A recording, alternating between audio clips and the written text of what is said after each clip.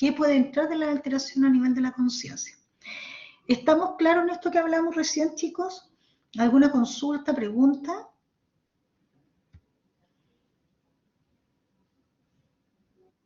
¿Sí? Ok. O sea, no es que se tengan que aprender, porque en el fondo lo otro lo van a ver en los casos, pero sí hacer las asociaciones en esos, por lo menos esos trastornos, qué área o por qué está alterada una área. ¿Ya? Profe, disculpe. Sí. Había mencionado de que sí. Chuta, En lo del déficit de atención habían como 3 ejes importantes, que era... Sí. Atención sostenida, ¿Sí? impulsividad e inquietud motora. Ya, ese. ¿Ya? Pero sobre todo lo que me interesa ahí es que puedan revisar la parte de atención como ese eje, no es que los otros dos no sean importantes, sino que lo quiero relacionar con la aplicación en atención, pero ahí planteándose como desde el modelo clínico, ¿ya? Un poco en esa línea. O sea, por ejemplo, que desde el modelo clínico el proceso atencional se ve afectado tanto la atención sostenida y como el modelo clínico es jerárquico, por ende también va a haber problemas en la atención selectiva y en la atención alterna. ¿Ya? Eso. Es como ir entendiendo como esa figura.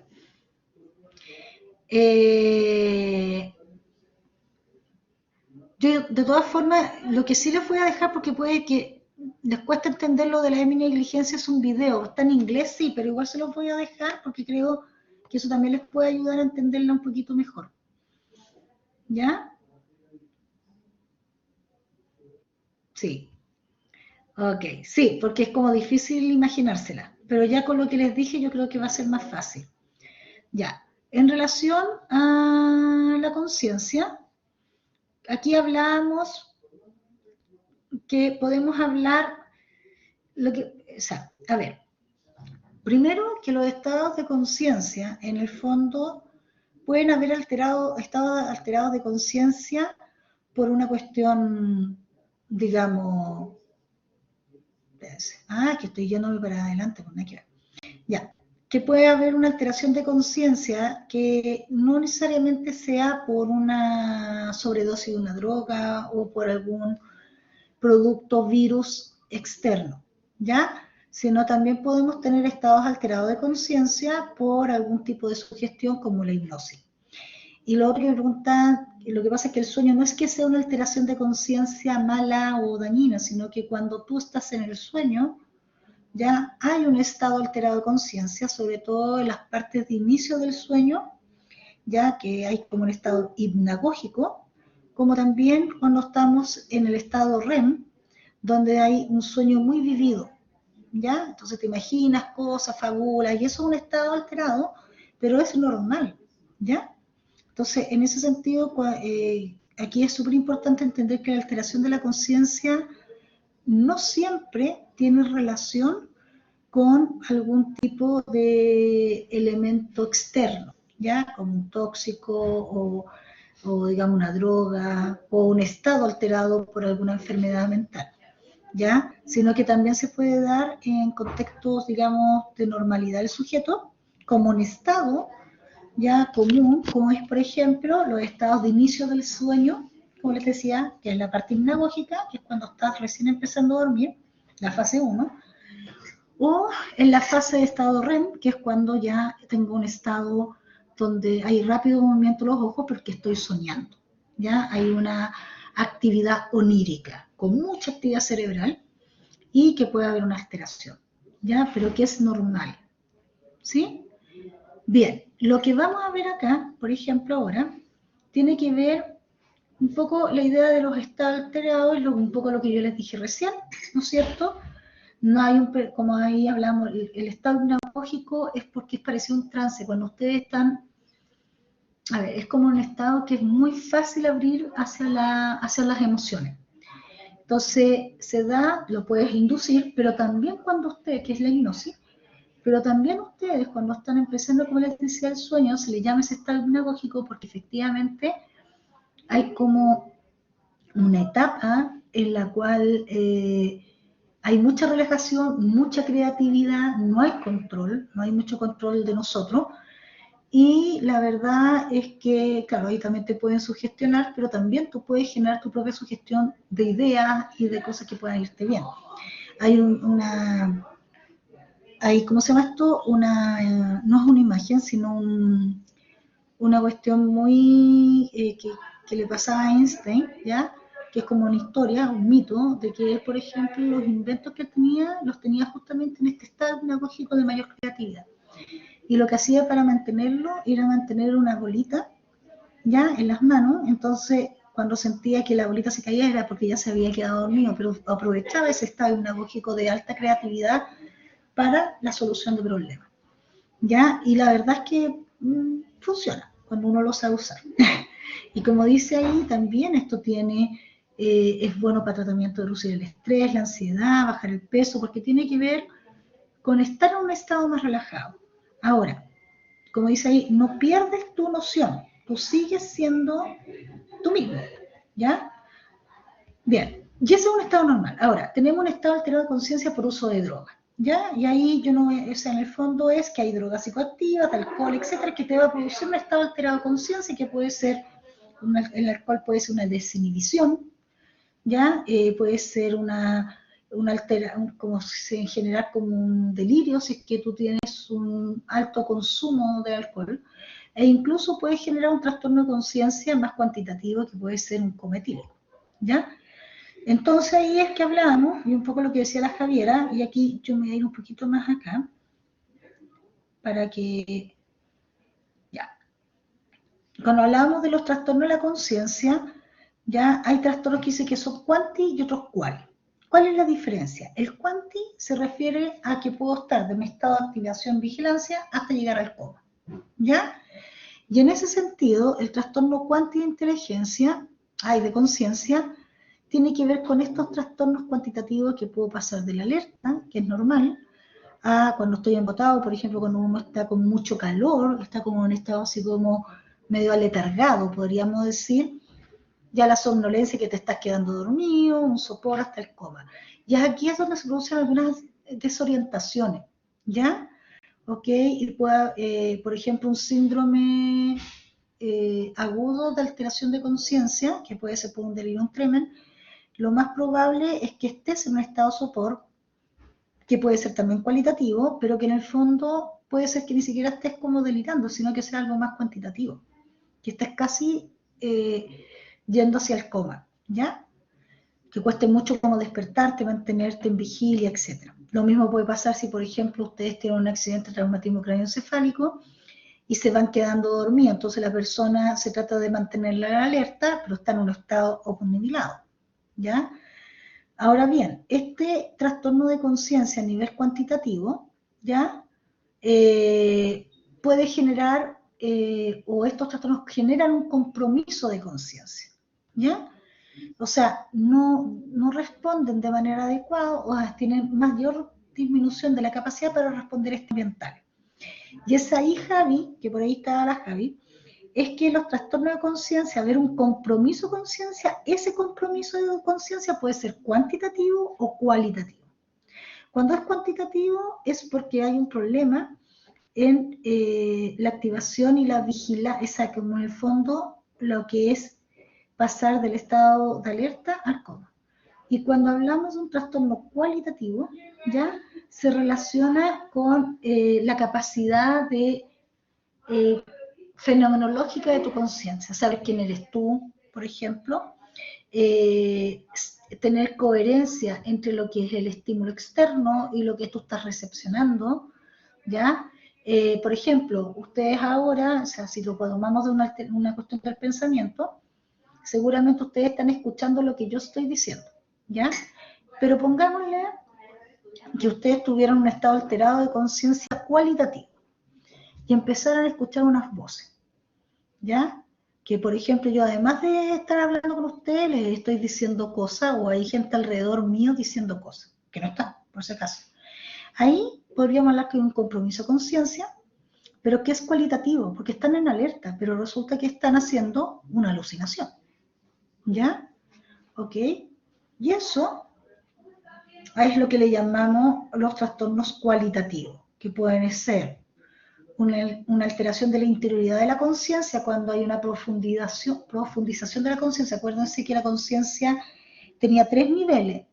Una que era más a nivel que era una red mucho más de alerta, otra que era como primaria, podríamos decir, que era como por defecto el estar consciente, y otra que tiene que ver con el sí mismo, ¿ya? Que es la intratensiva, creo. A ver, déjenme para atrás. ¿Ya? Aquí está. Que tiene que ver con este dibujito que yo creo que este sintetiza súper bien lo que es la conciencia, ¿ya? Que en el fondo es el nivel de orden superior, que es donde yo sé quién soy, tengo una memoria simbólica, le doy significado al mundo, etc. El trastorno cualitativo se da en ese nivel, se da justamente en el nivel de orden superior, en cómo yo estoy razonando, en cómo yo estoy recibiendo e interpretando los estímulos, ¿ya?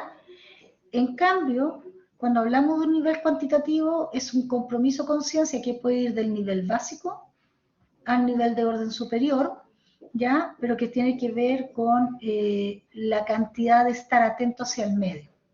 En cambio, el cualitativo se relaciona más bien con una cuestión descriptiva, ¿ya? Soy capaz, por ejemplo, de darle coherencia a los o sea, tener relación entre los estímulos que recibo y lo que yo digo, ¿ya? Mi capacidad de razonamiento es la adecuada para poder dar visión a lo que está pasando. Entonces, ahí, voy a ir para acá, perdón, estamos hablando de estos trastornos cualitativos.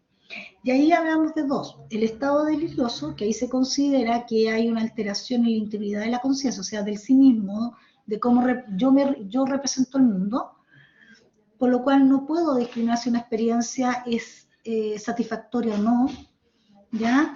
Y tengo alterados mis procesos perceptivos, ya sea de sensación táctil, visual, auditiva, lo cual hace que yo también interprete la situación de manera distinta. Entonces ahí puedo hacer alucinaciones visuales, auditivas, kinésicas, ya falsos reconocimientos, de reconocer, no sé, una estrella de rock cuando en realidad era una persona común, ¿ya? Ahora, ese no es que sea tan delirioso, falsos reconocimientos los podemos tener, esto es cuando ya hay un compromiso más fenomenológico. Ya las confabulaciones, por ejemplo, las confabulaciones significa como lo que dice la palabra, yo no sé si han escuchado la palabra fábula, que es como una historia. Ya, las confabulaciones vienen de ahí, es que el sujeto, como tiene una alteración, ya, y está alterada su percepción, puede que recepcione la estimulación externa, los estímulos, pero le dé un significado distinto y arme una historia con ello, ¿ya? Por ejemplo, puede ser que esa persona pueda decir, bueno, yo, no sé, hubo un estímulo donde hubo una luz fuerte en la noche, había, no sé, está todo oscuro y de repente hay una luz y nosotros decimos, ah, bueno, esa luz es del auto que pasó, ¿ya? Ok, eso está bien, es un hecho. Una confabulación ahí sería ver la luz, ¿ya? Que la persona ve la luz y dice, oh, esta luz es la iluminación, me llegó mi misión en la vida, entonces eso significa que vinieron los extraterrestres y me dijeron lo que tenía que hacer, ahí estoy haciendo toda una confabulación de un evento, un estímulo externo, y que lo estoy alterando, ¿ya? Y el estado crepuscular tiene que ver con un vivenciar, cómo estoy en ese momento. Yo siempre lo pongo con el ejemplo de la depresión, porque cuando uno está con un estado de depresión mayor, bueno, como trastorno, tú estás con un estado crepuscular. O sea, todo lo estás viendo en relación a esa emoción. Y eso se llama un estrechamiento de la conciencia, porque todo lo sitúas a ese estado emocional. Y por eso tiene estas 3 características: estrechamiento de la conciencia, compromiso de la reflexibilidad, o sea, de poder reflexionar sobre la situación mirando distintos elementos, porque no los vas a mirar porque estás en ese estrechamiento de conciencia. Y eso al mismo tiempo es porque se genera una restricción de lo que es la conciencia, un estado emocional. O sea, si estoy depresivo, mi conciencia de mí mismo va a ser en ese estado. Entonces, lo más probable es que yo no tome buenas decisiones, porque eso compromete mi reflexión y compromete mi conciencia. ¿ya? Por ejemplo, en un caso como más como de trastornos podemos hablar de los maníacos depresivos. Cuando una persona tiene una bipolaridad y está en la etapa maníaca, ¿ya? Está en un estado crepuscular, porque esa etapa maníaca, que es de excitación, estrecha su conciencia hacia ver todo lo positivo, pero no lo negativo. No termina nada, porque se le ocurren todas las cosas por hacer, ¿ya? Pero tampoco reflexiona, puede llegar a vender la casa porque cree que va a hacer un medio experimento, pero no hay ningún, si se dan cuenta ahí, hay un estrechamiento de conciencia frente a una idea. Su estado emocional, como es alegre y positivo y todo, le dice, no, si lo vaya a hacer fantástico, pero no planifica, no realiza la coherencia entre una cosa y la otra, porque todo lo tiene dado desde ese estado. ¿Ya? Yo creo que como que eso es importante en esa parte y de los cuantitativos, dentro de lo que es el coma, Clifford no se lo voy a preguntar, esto igual lo vamos a ver más en los talleres, pero yo la pregunta aquí que haría de repente es, por ejemplo, si hablamos de que hay un estado vegetativo, ya que pueden haber dos tipos, uno que si es a nivel del, como dice, de muerte encefálica, ya es porque la destrucción fue en la estructura cerebral, pero del tronco cerebral. Y el tronco cerebral tiene que ver con sobrevivencia. Por lo cual, si yo estoy en un coma y se destruye esa parte, saber que lo más probable es que ¿por qué se dice que está legalmente muerta? Porque en realidad la persona no va a volver a activarse y se va a morir de un paro cardíaco cuando tú lo saques como digamos, de los aparatos. Y por otro lado, tenemos el enclaustramiento, que es un poco esta idea que salía acá, ya que es donde el tronco cerebral se mantiene bien, de hecho tiene todos los signos vitales, pero la alteración se produce a nivel de esa, perdón, claro, a ver, espérate. Déjenme, se me fue la idea.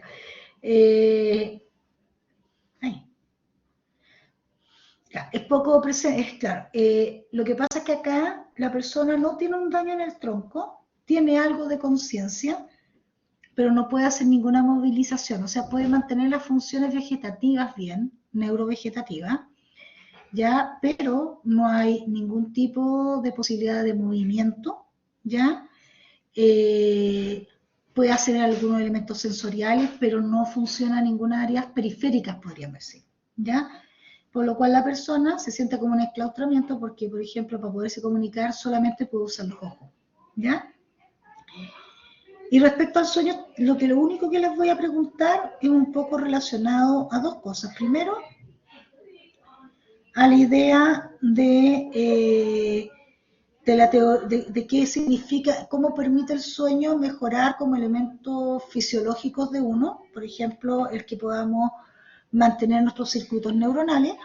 Y lo otro que les voy a preguntar son las etapas del sueño, ya teniendo claro que aquí, que la etapa, que estamos en una etapa de vigilia, y que cuando empezamos con una etapa de sueño, estamos en 4 etapas que son no more, porque no hay movimiento rápido de ojo, y que en el fondo en la etapa 1 que estás empezando, ya después empiezan a hacer los usos más ampliados, son porque estamos en una etapa como yéndose al sueño profundo. Estos que están más grandes, más anchos, es porque ya estás en el sueño profundo. Pero lo que me interesa es que sepan que existe como una secuencia del sueño hasta llegar al sueño MOR, de rápido movimiento de los ojos, y después se cumple el ciclo y vuelves al estado 1, ¿ya? Y que durante la noche nosotros hacemos por lo menos unos 3 ciclos, 4 ciclos, ¿ya? Sabiendo que cada ciclo dura 90 minutos, alrededor de 90. Yo de los trastornos de sueño no les voy a preguntar, ¿ya? ¿Ok? Pero sí me interesa que sepan más o menos de qué se trata cada uno, muy en general. Eso. Lo único que voy a usar los últimos 4 minutos que me quedan para comentarles, porque les voy a dejar, eso está también en un video, que lo pueden verlo con los subtemas, pero con respecto a memoria, ya, esa memoria, a atención, ya, Pero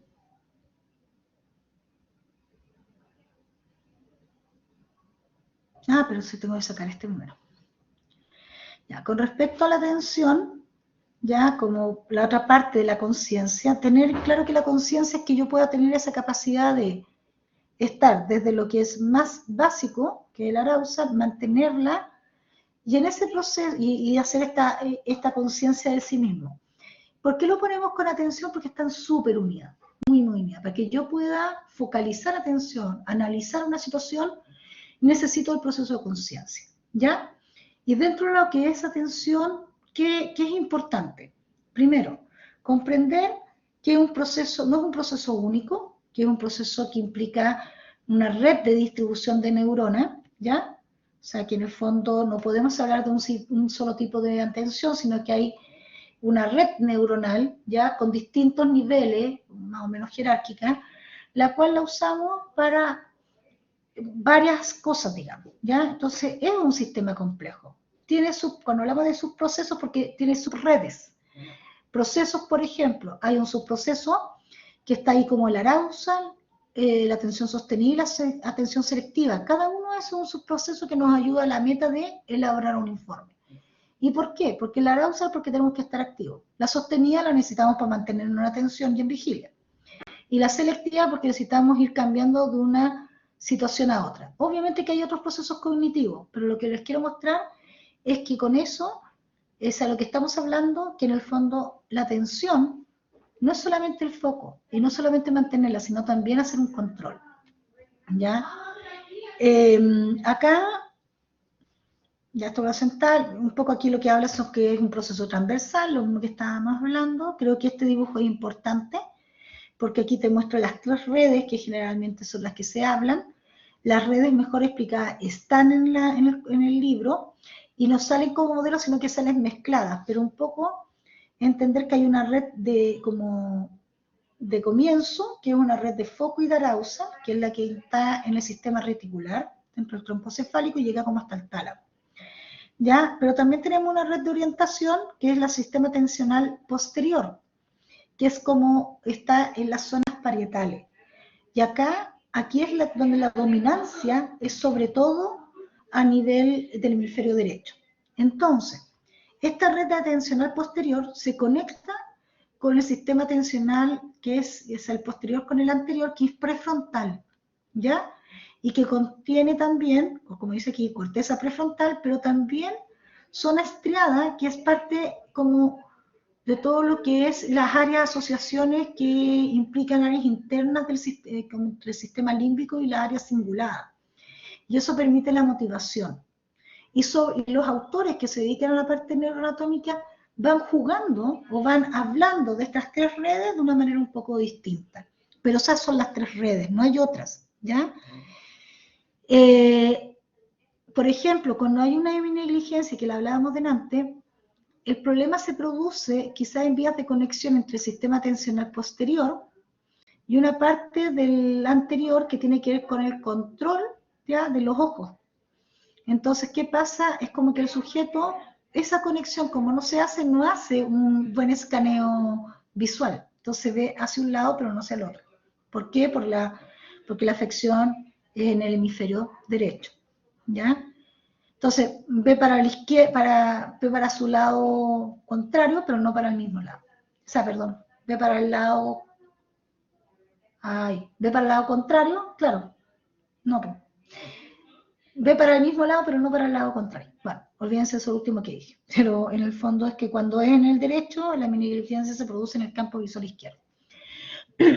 Acá aquí es importante poder entender que no es un proceso, que cuando hablamos que es múltiple o múltiples procesos, no es unitario, ¿ya? De nuevo habla de los tres tipos, y acá lo importante es que habla que en una tarea de atención no basta, es difícil evaluar la atención de manera individual. Generalmente la estamos evaluando con otros procesos, ¿ya? Por eso habla que en general, cuando hablamos de los mecanismos atencionales, que es lo mismo que hablar de los tipos de atención o de las redes de atención, generalmente están relacionadas con otros procesos, como la memoria, la función ejecutiva, velocidad de procesamiento de la información, etc. Ya, acá es un breve resumen del estudio de la atención, donde hay 3 elementos que son importantes. Uno, que los primeros modelos son modelos de filtro, ¿ya? O sea, donde se filtra para empezar los procesos atencionales. Los otros, la idea de los tipos de atención, un poco esta idea de la atención sensorial o atención como por defecto, y esta voluntaria que es donde hacemos control, ¿ya? Otra idea importante es que nosotros mantenemos la atención mucho más frente a procesos controlados, por lo cual se habla de procesamiento automático y controlado, y la idea de las modalidades de atención que eran los sistemas clínicos. Y ahí, importante de este modelo en realidad, lo único que les voy a preguntar es la relación que es un modelo de filtro, por lo cual lo que plantea es que hay en alguna parte, por un sistema sensorial, emocional, es que tú seleccionas qué vas a procesar de la información, según tus intereses. Y lo que habla este modelo es que lo haces desde el inicio, o sea que lo haces, lo haces cuando empiezas con luego de los sentidos, la memoria más a corto plazo, pero una memoria como de milisegundos, y ahí tú haces la focalización. De este otro modelo es la idea del sistema atencional supervisor, que se relaciona con la idea de una atención más automatizada, donde yo voy a gastar menos recursos porque el programa lo selecciona y lo hago, frente a tener que controlar una supervisión sobre lo que estoy haciendo, donde está el sistema atencional supervisor. Y ese sistema atencional supervisor se da cuando tenemos base de datos nueva que tenemos que irla contrastando con lo que ya sabemos. Ejemplo de esto, si estamos aprendiendo una nueva canción, el que estemos haciendo, si ya aprendimos a tocar guitarra, lo más probable es que esa atención sea automatizada para tocar guitarra, pero vamos a tener nuestra atención supervisión en las nuevas canciones que estamos aprendiendo. ¿Ya? Lo que yo les hablaba, lo vimos en clase, ya lo trabajamos mucho con el modelo de mi negligencia. Y acá la idea es que estos 4 componentes son redes. Cuando habla de sistemas son redes neuronales, ¿ya? El sistema reticular, que es una red de alerta y vigilancia, está en la parte más abajo del tronco. La límbica y el giro cingulado es más emocional, motivacional y se conecta mucho con el lóbulo frontal, ¿ya? Y luego ya tenemos la frontal anterior y la posterior, ¿ya? Todos. Ok. ¿Qué pasó ahí? Tengo algo... Y ahí siguen habiendo un poco, esto igual ustedes lo tienen ya en otro video, ¿ya?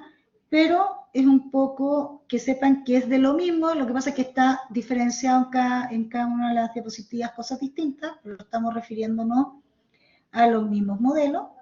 Este es otro modelo, que es de Posner y Petersen, que también habla de redes. Y la única diferencia que tiene con el anterior, bueno, tiene varias, pero una de las diferencias es que te habla de 3 redes anatómicas y funcionalmente independientes. ¿Por qué? Porque tú puedes estar usando sola, pero que son jerárquicas, ¿ya? Tú puedes estar usando una red de corte cerebral y una red de orientación posterior, de buscar el estímulo, pero no necesariamente estás en un control del estímulo, ¿ya? Entonces acá este autor habla de una red de orientación posterior que es como la idea de la atención posterior, es como una segunda red, es la red que hace escaneo, ¿ya? Y para ella es como la relación con la atención sostenida, ¿ya? ¿Ok? Y lo que son las redes de vigilancia es la que es la red de como activa, ¿ya? Que es una red de vigilancia, perdón, esta es la atención sostenida, pero no es vista desde como la arousal, sino que se mantiene continuamente y se llama frontoparietal porque es la que conecta esto que yo les decía de hacer una red de mantención de la atención. Y la ejecutiva, que ya es una red mucho más de control.